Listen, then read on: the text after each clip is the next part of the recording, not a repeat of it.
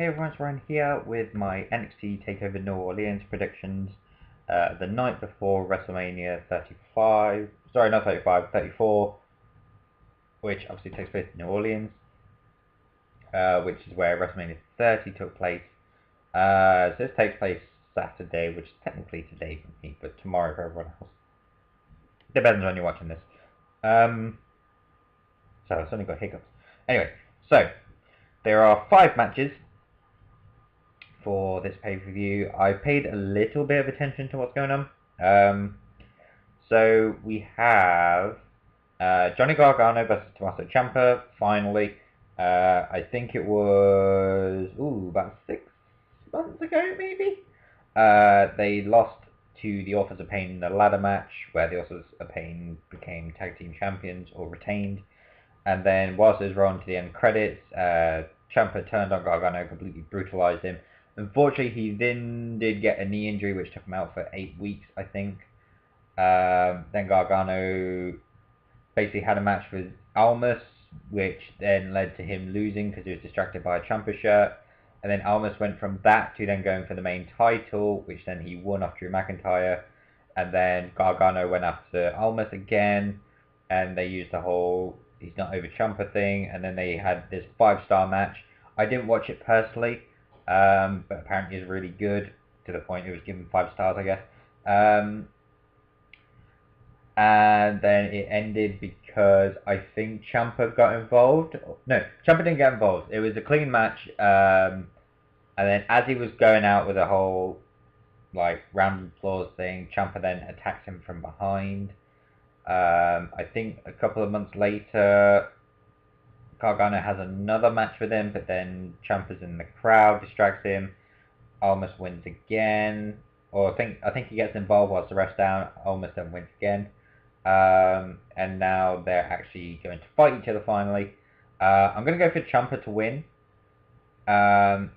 See, here's the thing that bugs me about it, was if he lost to Almas, then he would be fired from NXT.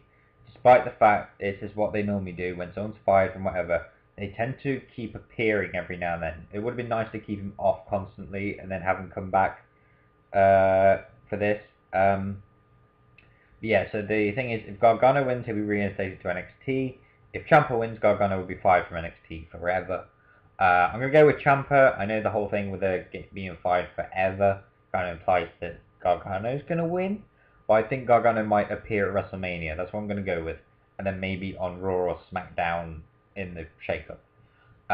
We've got the first ever NXT North American Championship match. Basically, the championship was unveiled the other day. It actually looks quite nice. I actually quite like the look of it.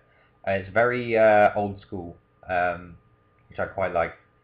So you've got Adam Cole versus Killian Dane versus Lars Sullivan versus Velveteen Dream versus the 2 debuting superstars of EC3 and Ricochet, who was introduced on the last NXT. Going to be difficult who's going to win. Least likely is definitely Lars Sullivan. I see Lars Sullivan having no fucking chance for winning. There might be a nice moment where Killian Dane and Lars Sullivan just beat the fuck out of each other. I genuinely don't know who to go for. Velveteen Dream, I feel like after his match with Aleister Black, deserves some credit at least, but I think they might give it to Ricochet. I don't know why, but it's a ladder match, but I'm just going to go with Ricochet, or he's going to do something that will be like, oh my god, did you see that? But I'm going to go with Ricochet. It's very difficult to decide who to go for, but I'm going to go with Ricochet for this one.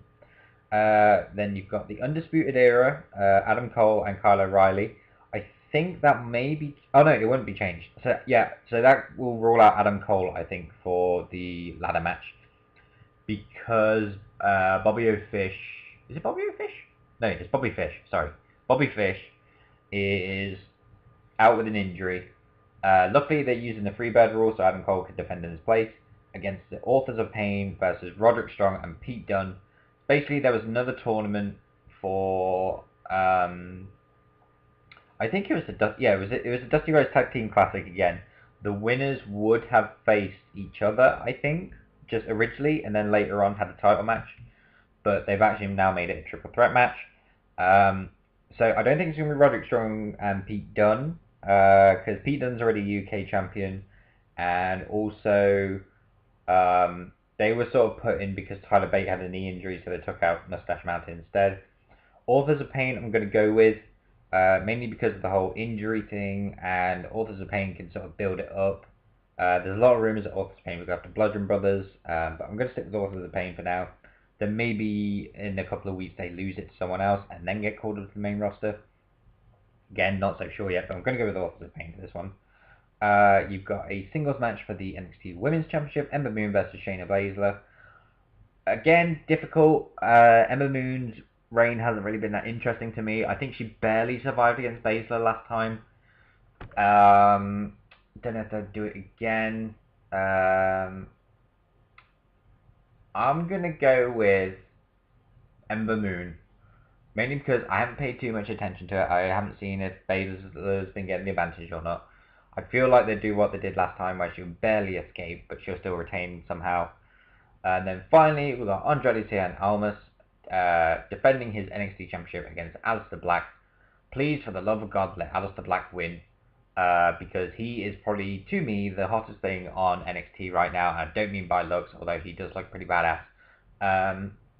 His Black Mass is amazing. I wouldn't say he's been undefeated. There's been one time he lost, I think. Other than that, he's been doing brilliant. The story to it is brilliant. I really want to see Aleister Black on top of the NXT title. So that's what I'm going to go for. I've got Aleister Black, Ember Moon, The Authors of Pain, Ricochet, and then Tommaso Ciampa. That's pretty much my predictions for NXT Takeover. I get back from work tomorrow at midnight, so I might watch it when I get back. I'm pretty sure I'll be waking up for it. But I'm going to do my WrestleMania predictions after this. So that's pretty much my predictions for NXT Takeover New Orleans, which is actually the first one because I think they started doing takeovers after WrestleMania 30. I think the first one was Brooklyn, or it's just called NXT Takeover originally, and then they started naming them after places they went to. But that's my predictions for NXT Takeover New Orleans. Let me know what you think, and I shall hopefully see you in the next one.